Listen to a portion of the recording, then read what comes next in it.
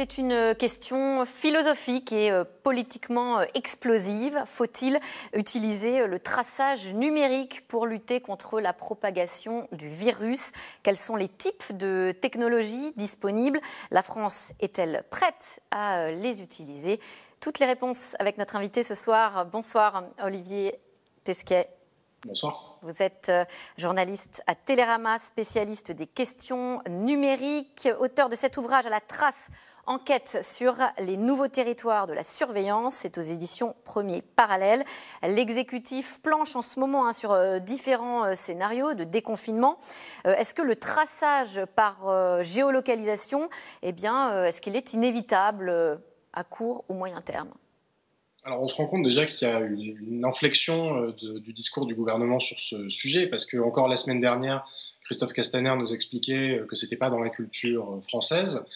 Et avant-hier, il était interviewé sur France 2 et il a expliqué que si on trouvait une solution qui permettait de garantir un équilibre entre l'endiguement du virus d'un côté et le respect des libertés de l'autre, alors cette solution serait retenue et soutenue. Donc on voit qu'effectivement, la stratégie se met en place. Le gouvernement a nommé un second comité scientifique qui est présidé par Françoise Barré-Sinoussi, la virologue et prix Nobel, qui est chargée de réfléchir à l'après-confinement, à la possibilité d'une identification numérique des personnes contaminées.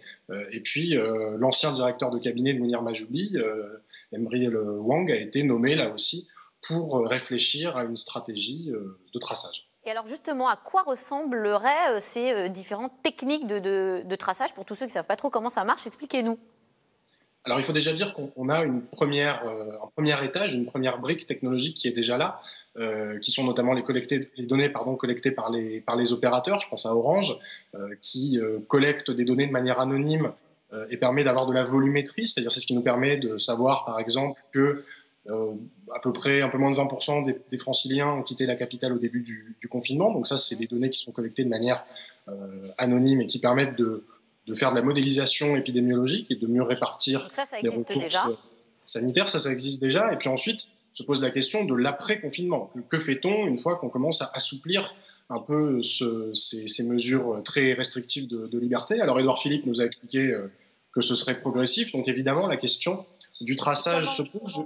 Je dirais qu'aujourd'hui, on a deux inspirations majeures. On a l'inspiration sud-coréenne, c'est-à-dire un modèle qui consiste à tester, tracer et traiter. C'est-à-dire vous faites du dépistage massif, vous suivez les personnes infectées et toutes les personnes qui ont été au contact de ces personnes infectées, et puis ensuite vous les soignez, vous les faites rester chez eux. Et puis on a un autre modèle en tête qui est le modèle singapourien, où le gouvernement a lancé une application sur la base du volontariat que les gens téléchargent et où là aussi l'objectif est d'endiguer l'épidémie en identifiant et en ajustant vraiment comme ça à l'individu près les mesures restrictives de liberté. Et tout ça, ça passe par nos téléphones. Il faudrait, si cela existait en France, télécharger une application et les données seraient ensuite renvoyées à un centre. C'est ça qui pourrait ensuite être analysé par le gouvernement ? Alors, c'est effectivement l'une des hypothèses qui se dessine. Alors, ça ne fonctionnerait pas forcément sur le traçage GPS, qui est assez imprécis, et comme le virus se transmet finalement dans un tout petit périmètre, il faut quelque chose de plus précis que ça. Et donc, c'est la technologie Bluetooth, pour l'instant, qui est beaucoup utilisée, ou en tout cas, les chercheurs travaillent beaucoup là-dessus. Et en fait, à chaque fois que vous passeriez à côté de quelqu'un qui a aussi téléchargé l'application, eh bien, ça génère un code aléatoire et ça stocke ces données sur le téléphone.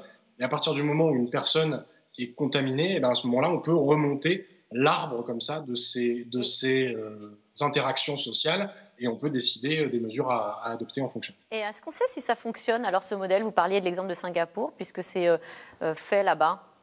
Alors, l'une des grandes difficultés de ce modèle, j'ai envie de dire qu'à l'heure où on parle, il y a deux obstacles majeurs. Là, évidemment, toutes les questions que ça pose sur les libertés, c'est que ce modèle, il ne marche que si on fait des tests massifs en appui. C'est-à-dire qu'il faut être capable de déterminer si les personnes sont malades.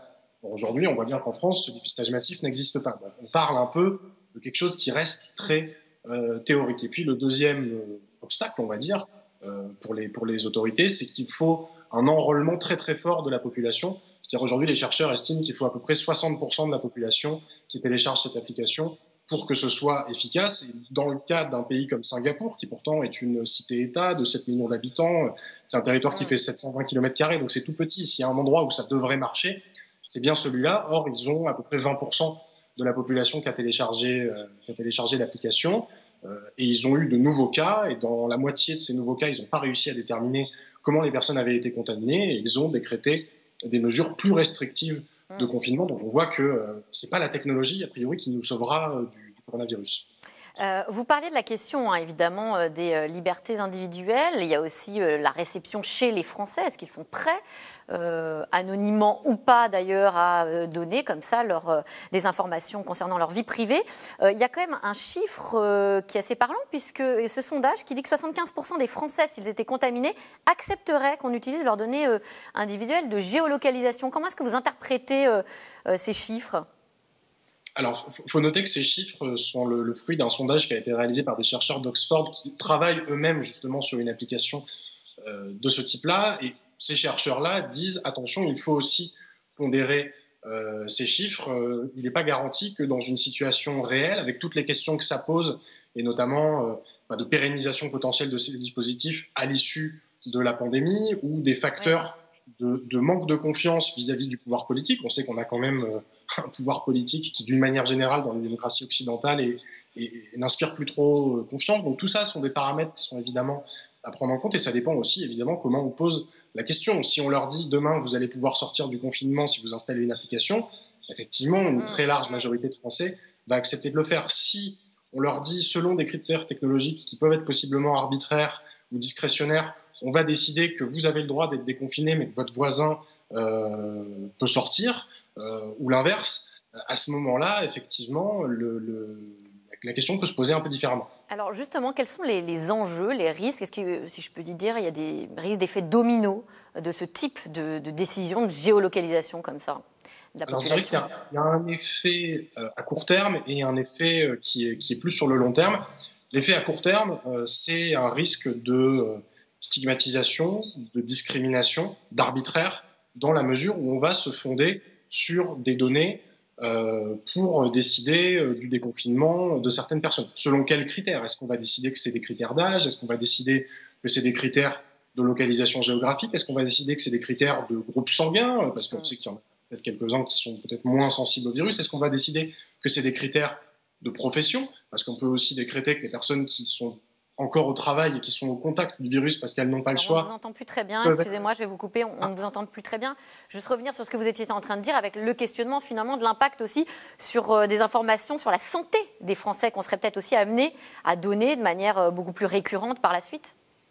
L'autre danger sur le long terme, c'est que des normes comme la vie privée ou le secret médical, dans 1 an ou dans 2 ans, mais on sait que cette épidémie va nous accompagner, va faire partie de notre quotidien pendant un certain temps, ces normes seront peut-être bouleversées dans un délai relativement court, d'autant plus que ces dispositifs, qui sont des dispositifs sécuritaires à la base quand même, on l'a vu avec des dispositifs pour le coup sécuritaires décidés dans le cadre de l'état d'urgence qu'on a connu après 2015, bien souvent, ces dispositifs sont ensuite rendus permanents ou sanctuarisés alors qu'ils étaient dérogatoires à la base. Est-ce qu'il y a des garde-fous qui permettraient d'avoir une sorte de technique de géolocalisation moins intrusive ou en tout cas bornée et qui permettrait en même temps d'être pertinente? Alors aujourd'hui, c'est toute la difficulté, c'est de savoir où est-ce qu'on place le curseur entre l'urgence sanitaire et Quels sont les garde-fous imaginables? Les garde-fous imaginables, il faudrait déjà qu'on ait une transparence sur la nature de l'opérateur du système qu'on choisit, c'est-à-dire ne pas se remettre à des officines spécialisées dans la surveillance, notamment, qui font ça un peu au quotidien. Il faudrait qu'on ait un vrai contrôle ou un vrai contre-pouvoir de ces outils-là. Il faudrait les borner vraiment dans le temps, mais là encore, on voit que c'est extrêmement difficile de le faire parce qu'on est dans un état d'urgence sanitaire qui peut être prolongé. Et puis, il faut surtout qu'on ait une discussion collective sur ces sujets-là. Il faut que chacun puisse s'en saisir et qu'on ait quand même un débat public autour de ces questions pour savoir un peu dans quoi on s'engage. Eh bien, merci. Merci Olivier Tesquet. On l'a bien compris, la crise accélère un processus de surveillance informatique qui a finalement été enclenché il y a peut-être quelques années, mais les garde-fous qu'il va falloir veiller à mettre en place aussi. Merci à vous. Tout de suite, c'est dans l'air avec Caroline Roux qui revient sur le choc économique mondial provoqué par cette crise sanitaire. Bonne émission à vous.